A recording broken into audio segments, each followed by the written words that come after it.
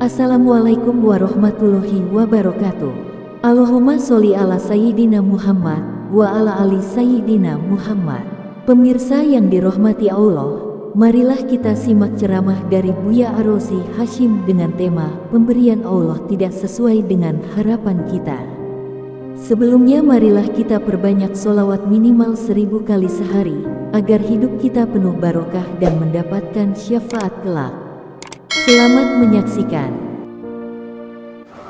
Bismillahirrahmanirrahim. Assalamualaikum warahmatullahi wabarakatuh. Alhamdulillah. Segala puja dan puji hanya milik Allah subhanahu wa ta'ala. Alhamdulillahirabbil alamin. Pemilik, penguasa, penentu segala-galanya. Al-Wahhab. Allah subhanahu wa ta'ala maha pemberi. Allahumma sholli wa sallim wa barik ala Muhammadin wa ala alihi wa ashabihi ajma'in. Asma Allah yang kita kaji kali ini adalah Al-Wahhab, Allah yang maha pemberi. Dalam Al-Quran disebut 3 kali ya. Di antaranya ini surat Ali Imran yang kita harus hafal, dan ini doa penting. Ali Imran ayat 8. A'udzubillahi minasyaitonirrajim. Rabbana la tuzigh qulubana ba'da idh hadaitana wa hab lana min ladunka rahmah innaka antal wahhab. Mereka berdoa, Rabbana, ya Tuhan kami, la tuzigh qulubana ba'da idh hadaitana, janganlah engkau jadikan hati kami condong kepada kesesatan sesudah engkau memberikan petunjuk. Wahab lana min ladunka rahmah, dan karuniakanlah kepada kami rahmat, min ladunka rahmat, rahmat dari sisimu. Innaka antal wahhab, sesungguhnya engkau adalah maha pemberi karunia. Ini kalau kita biasa doa ini, insya Allah Allah akan melindungi kita dari dicabutnya nikmat hidayah. Kita tahu bahwa doa yang paling banyak dibacakan Rasulullah, kata Ummu Salamah, adalah ya muqallibal qulub, wahai yang membulak-balik hati, tsabbit qalbi ala dinik, tetapkan hati ini dalam agamamu. Ini harus, karena bisa saja dicabut nikmat iman ini. Nah, yang di ujung ayat Ali Imran ayat 8, innaka antal wahhab. Nah, sesungguhnya engkau adalah al-wahhab, maha pemberi karunia. Doa Nabi Sulaiman juga sebetulnya begitu. Surat Shad ayat 35. Qala rabbighfirli wa habli mulkan la yambagi li ahadin min ba'di innaka antal wahhab. Ia berkata, rabbighfirli, ampuni ya Allah, ya Rabb, ampuni aku dan anugerahkanlah kepadaku habli mulkan, kerajaan yang tidak dimiliki oleh seorang jua pun sesudahku. Jadi kerajaan sehebat kerajaan Nabi Sulaiman ini tidak ada lagi sesudahnya. Innaka antal wahhab, sesungguhnya engkau maha pemberi. Al-Wahhab itu maknanya adalah Allah yang maha memberi banyak. Jadi kenikmatan, rezeki beragam. Jadi kata kuncinya adalah beragam, terus menerus, dan banyak. Jadi pemberian Allah itu banyak sekali, terus menerus, dan sangat beragam. Allah maha pemberi karena segala-gala yang ada di jagat ini adalah milik Allah subhanahu wa ta'ala. Dan Allah memberi kepada siapapun, ya, mau punya iman, tidak punya iman, Allah lah tetap pemberinya. Dan memberi sebelum meminta, bahkan sebelum terpikir apa yang mau diminta, bahkan sebelum ada pikiran itu sendiri. Karena waktu sel sperma bertemu dengan sel telur, dulu kita belum apa-apa, hanya baru 1 sel, tapi sudah diberikan oleh Allah petunjuk bagaimana sperma ketemu dengan sel telur, bagaimana berbelah. Ini pun dengan karunia Al-Wahhab, bagaimana sel demi sel itu berbelah dan ada rezekinya sehingga sel bisa berbelah. Bagaimana terbentuknya jantung kita belum ada otak, boro-boro mikir, otaknya saja belum jadi, tapi sudah diberi oleh Allah. Luar biasa ini hadirin. Jadi waktu kita masih sel saja sudah dicukupi, terus berbelah sehingga Allah berikan beragam nutrisi yang kita perlukan, yang kita tidak tahu kita perlu apa. Bahkan orang tua kita juga tidak tahu banyak tentang keperluan bagaimana kita menjadi janin yang sempurna. Al-Wahhab. Jadi Allah subhanahu wa ta'ala memberi. Maha Pemberi, sebelum meminta, sebelum terpikir, bahkan sebelum pikirannya ada sudah diberi, dan terus menerus dalam jumlah yang sangat banyak dan beragam sampai kita meninggal nanti. Itu karunia-Nya di dunia ini. Tapi ada karunia lagi, pada waktu meninggal diberi husnul khotimah, diberikan kelapangan kubur. Wah, tidak ada akhirnya. Nah, saudaraku sekalian, Allah memberi kepada siapa saja yang Allah kehendaki, dan kalau Allah memberi, maka tidak ada yang bisa menolak. Wa yuridka bi khairin fala radha li fadli yushibu bihi may yasha'u min ibadihi wa huwal ghafurur rahim. Allah beri kepada Allah, kalau Allah mau ngasih, tidak ada yang bisa menolak. Dia sendiri tidak bisa menolak, orang lain tidak bisa menghalangi. Kalau Allah mau ngasih sesuatu kepada A, pasti sampai. Tidak ada yang bisa menghalangi, tidak ada yang bisa mencegah. Dan sebaliknya, kalau Allah tidak memberi, maka tidak bisa didatangkan siapapun. Bergabung semua jin dan manusia, berkompakan mau ngasih sesuatu kepada kita, tapi Allah tidak menghendaki, maka tidak akan pernah sampai, tidak akan pernah terjadi, karena memang Allah yang menguasai segala kejadian. Nah, yas'aluhu man fis samawati wal ard kulla yaumin huwa fis sya'n. Semua yang ada di langit dan bumi itu meminta kepada Allah, karena Allah pemilik, penguasa, penentu segala-galanya. Nah, rekan-rekan sekalian, jadi dengan demikian, mulai saat ini kita harus belajar untuk menghentikan hati ini berharap ke makhluk. Karena pemilik apapun yang kita inginkan adalah Allah. Mau apa saja, mau apa saja. Mau sehat, Allah penguasa tubuh kita. Mau rezeki, Allah yang memilikinya. Mau tenang, Allah yang membolak-balik hati. Mau jodoh, setiap jodoh Allah yang menentukan. Mau mudah, Allah yang melapangkan. Mau mau apa saja, semuanya ada dalam genggaman Allah sepenuhnya, dan hanya bisa sampai kepada kita dengan izinnya. Nah, selain Allah, makhluk-makhluk seperti kita semua dan lain-lainnya itu adalah jalan saja, ya. Jadi bukan sumber. Al-Wahhab sumbernya. Nah, makhluk itu jalan. Kita kalau bicara ke makhluk boleh, tetapi hati tidak boleh bersandar ke makhluk.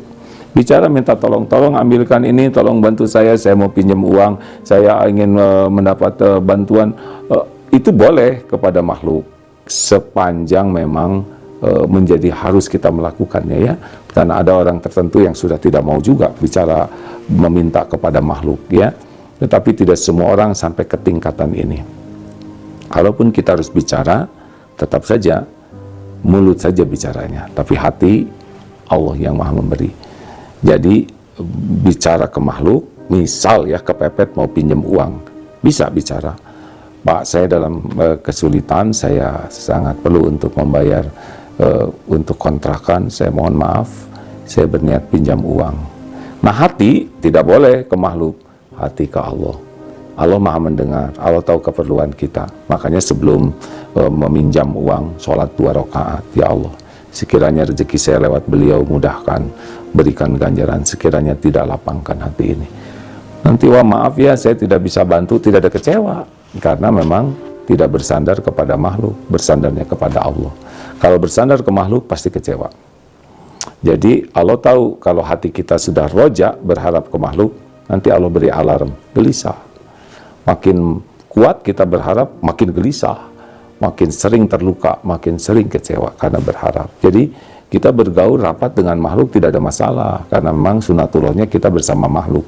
Tapi hati tetap, kalau ngarep apa-apa harus ke Allah mintanya, karena dialah yang ud'uni astajib lakum, berdoalah padaku niscaya akan kukabulkan. Jangan risau dengan keperluan kita, ya, karena Allah tahu persis yang kita perlukan, baik yang kita tahu maupun yang kita tidak tahu, yang sekarang dan yang akan datang. Jadi Allah yang menciptakan kita tuh tahu keperluan lahir batin kita. Kalau kita berumah tangga juga Allah tahu keperluan rumah tangga ini. Bahkan keperluan-keperluan yang kita sendiri tidak tahu, padahal Allah tahu kita perlu.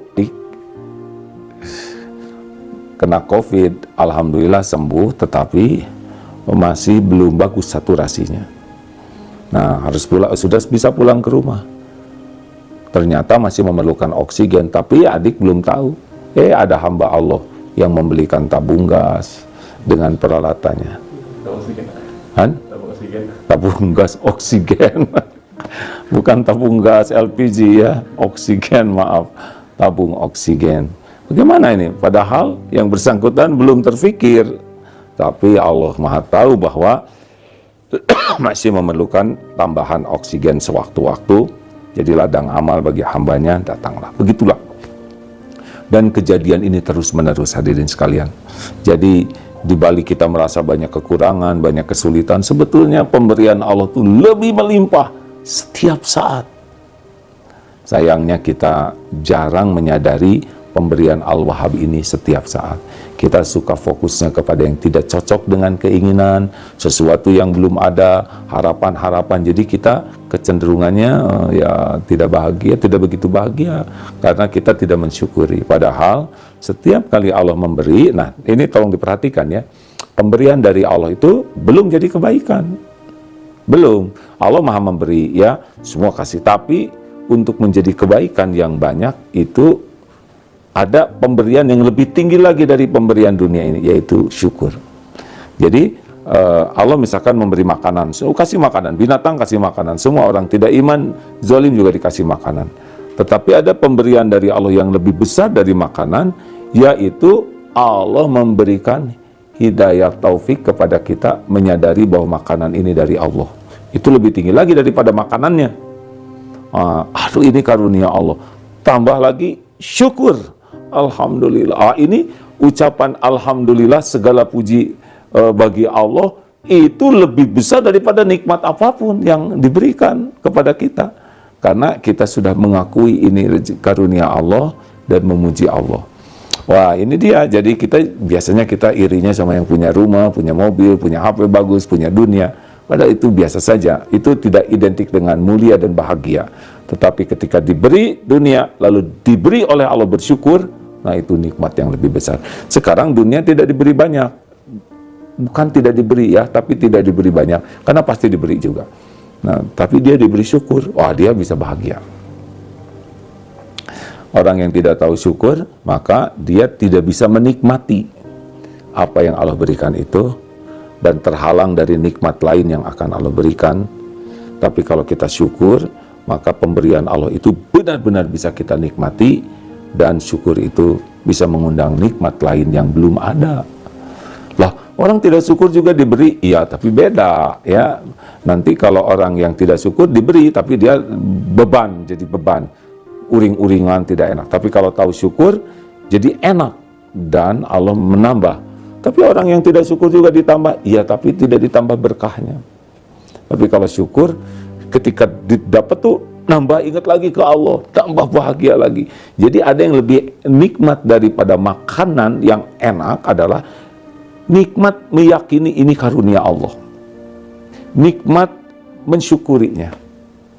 Nah, ini pemberian yang sangat berharga.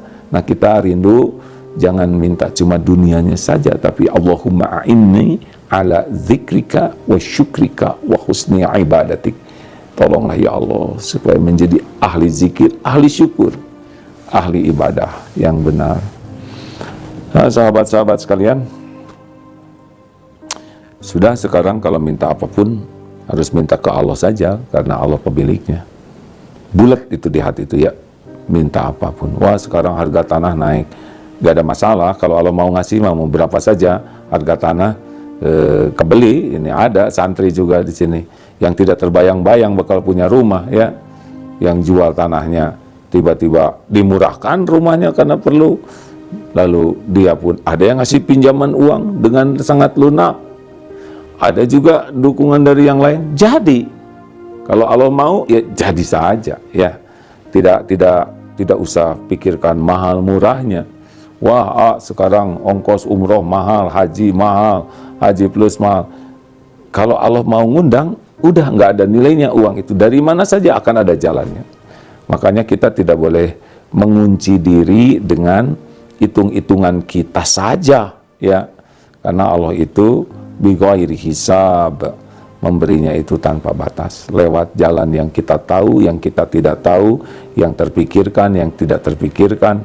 Bahkan kadang-kadang Allah tuh menutup suatu pintu sampai kita, aduh nggak ada lagi jalan. Itu menurut kita. Tapi kalau Allah mau ngasih jalan, blok aja nanti ada, dan itu biasanya nambah iman. Aduh ya Allah. Jadi kadang-kadang ya ada satu situasi yang kita aduh seperti telur di ujung tanduk, dan tanduk apa nih? Tanduk kerbau lah ya, telur di ujung tanduk kerbau dan kerbaunya kaligata. Ini jadi goyang-goyang terus.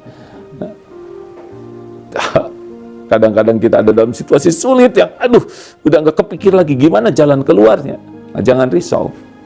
Wah gimana nih kalau saya udah bleng aja nggak tahu jalan keluar, udah tinggal tobat saja. Karena seperti kaca kotor, kita nggak akan bisa lihat jalan. Bersihkan saja kacanya, ya nanti jalan akan kelihatan. Kalau kita kira aduh sulit, udah tobat itu bagian dari zikrullah. Nanti Allah akan bukakan jalan rezekinya. Biasanya rezeki pertama yang Allah berikan itu sebelum Allah tolong dengan yang lain-lain adalah diberikan ketenangan.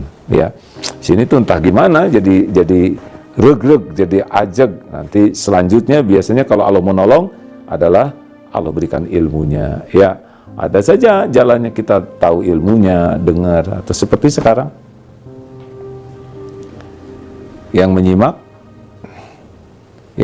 ini, aduh kebetulan saya dengar nih kok cocok, itu tidak ada yang kebetulan ya, semuanya diatur Allah yang maha tahu segala keperluan keilmuan kita. Nanti biasanya Allah gerakan siapa yang Allah kehendaki. Jadi pemberian dari Allah itu tidak harus selalu identik dengan uang, dengan materi, tetapi Allah buka kita lebih mudah memahami sesuatu. Allah buka hati kita sehingga mengenal hikmah di balik kejadian. Ini nikmat-nikmat, dan pemberian Allah beragam sekali. Ya, sangat-sangat beragam, sangat banyak, dan terus-menerus. Tidak ada berhentinya. Masya Allah hadirin sekalian. Nah, apa hikmahnya? Nah, kalau kita ingin menjadi orang yang selalu banyak diberi oleh Allah, kita pun harus meniru, yaitu menjadi orang yang senang memberi. Nah, Allah memberi kepada kita tuh gak ada perlunya sama sekali dari kita. Jadi Allah memberi apapun kepada kita karena Al-Wahhab. Dia memang maha pemberi. Kita mau berterima kasih atau tidak, syukur atau tidak, kasih saja. Dan tidak ada keuntungan yang diperoleh oleh Allah dari sikap kita atas pemberiannya. Jadi Allah sudah tidak memerlukan apa-apa. Nah, kita bisa meniru dengan sifat pemberian ini kepada sesama. Kalau bisa kita memberi sebelum, kan ada orang yang meminta lama baru diberi, diturunkan minta segini, nah diturunkan jadi segini. Itu berat memberinya, biasanya ini belum termasuk pemberi. Lalu ada juga yang meminta beri sesuai dengan permintaan. Ada yang belum meminta, dia sudah memberi. Ini paling bagus. Kenapa memberi sebelum meminta? Karena kata orang ini, juga punya teman ya, yang selalu berpikir jangan sampai dia meminta dulu, saya harus memberi sebelum dia meminta. Karena kalau orang itu meminta, aduh akan berat hatinya, akan malu, akan tertekan.